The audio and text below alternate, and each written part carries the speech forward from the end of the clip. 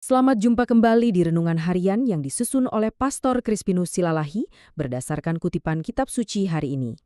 Ya, hari ini kita akan merenungkan sebuah tema yang luar biasa. Sedikit di tangan Tuhan, cukup untuk semua. Saudara-saudari terkasih dalam Kristus, semoga Tuhan memberimu damai. Bacaan kita hari ini diambil dari Injil Yohanes, sebuah kisah yang mungkin sudah sering kita dengar, tapi selalu punya makna baru yang bisa kita gali. Coba deh, kita mulai dengan pertanyaan ini. Pernah nggak kita ada di satu situasi yang rasanya besar sekali, masalahnya pelik, lalu kita lihat diri sendiri dan mikir, aduh, apa sih yang bisa saya lakukan? Saya ini nggak punya apa-apa. Perasaan seperti itu ya? Nah, perasaan terlalu sedikit atau nggak cukup ini manusiawi sekali kan?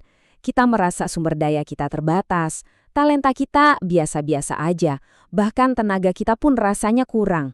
Perasaan inilah yang menjadi pintu masuk kita untuk memahami keajaiban dalam Injil hari ini. Oke, ceritanya dimulai waktu Yesus melihat lautan manusia datang kepadanya. Dan apa yang dia lakukan? Menariknya, dia nggak langsung beraksi sendirian.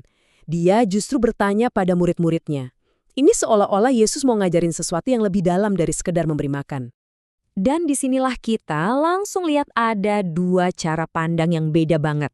Para murid, ya mereka pakai kacamata logika manusia. Yang kelihatan cuma masalah, orangnya kebanyakan, makanannya nggak ada. Tapi Yesus, dia pakai kacamata ilahi. Yang dia lihat bukan kekurangan, tapi kemungkinan. Coba kita bayangin dulu skalanya. Ada lebih dari 5.000 orang.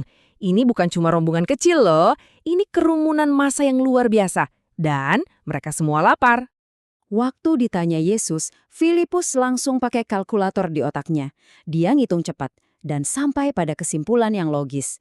200 dinar pun itu upah kerja berbulan-bulan nggak akan cukup Tuhan. Ini adalah suara logika kita saat mentok di hadapan masalah.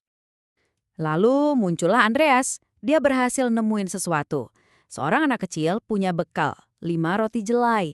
Ini bukan roti mewah ya, ini makanan rakyat biasa. Dan cuma 2 ekor ikan kecil, itu saja, di tengah ribuan orang yang kelaparan, bener-bener nggak sebanding kan? Nah, ini dia puncaknya. Andres membawa apa yang ada, tapi sambil bilang, tetapi apa artinya ini untuk orang sebanyak ini? Pertanyaan ini, bukankah ini sering jadi pertanyaan kita juga?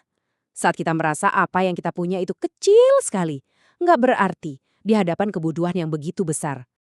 Tapi Yesus melihatnya dari sudut pandang yang sama sekali berbeda. Seperti kata Santo Agustinus, mujizat ini bukan sekadar pamer kuasa ilahi. Bukan. Ini adalah cermin kasih Tuhan yang begitu nyata, yang peduli sama kebutuhan kita yang paling dasar. Ya, seperti rasa lapar. Jadi, kita mulai paham ya, titik krusialnya itu bukan di jumlah roti atau ikannya. Bukan sama sekali. Inti dari mujizat ini ada pada satu tindakan sederhana, yaitu penyerahan. Ini membawa kita pada sebuah pertanyaan yang penting banget buat hidup kita. Kalau kita sering merasa kurang dan terbatas, sebetulnya apa sih yang Tuhan minta dari kita? Paus Fransiskus memberikan jawaban yang begitu melegakan. Coba kita resapi. Allah tidak meminta kita punya segalanya. Dia nggak menuntut kita harus hebat dulu, harus punya banyak dulu. Dia hanya minta kita untuk memberi apa yang ada pada kita saat ini. Dengan kata lain, mujizat yang sesungguhnya itu terjadi justru ketika kita berani melepaskan apa yang kita genggam erat-erat. Ketika kita berhenti terfokus pada kekurangan kita dan mulai menyerahkan yang sedikit itu ke dalam tangan Tuhan. Nah, sekarang ayo kita bawa renungan ini lebih personal. Mari kita coba lihat apa sih roti dan ikan dalam hidup kita masing-masing. Ini pertanyaan refleksi untuk kita hari ini. Apa 5 roti dan 2 ikan Anda?